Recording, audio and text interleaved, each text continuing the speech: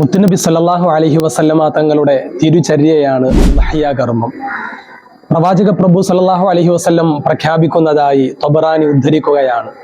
യാ അയ്യുഹന്നാസ് ലഹു വഹ്തസിബു ബിദിമാഇഹ.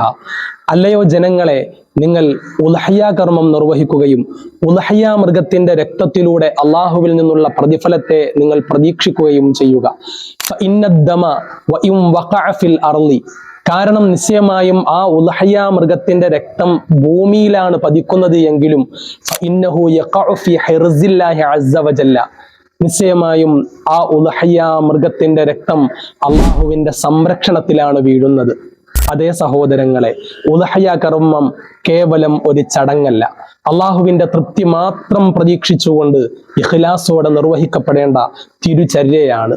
ഉദ്ഹിയ മൃഗത്തിന്റെ രക്തം ഭൗതികമായി ഭൂമിയിലാണ് പതിക്കുന്നത് എങ്കിലും ആത്മീയമായി അതിന്റെ പ്രതിഫലം അള്ളാഹുവിന്റെ അടുക്കൽ സ്വീകരിക്കപ്പെടുകയാണ്. അതുകൊണ്ട് നാം തഖ്വയുള്ള മനസ്സുമായി ഇഖ്ലാസോടെ അള്ളാഹുവിന്റെ തൃപ്തി മാത്രം പ്രതീക്ഷിച്ചുകൊണ്ട് ഉദ്ഹിയ കർമ്മത്തിൽ ബന്ധപ്പെടുക.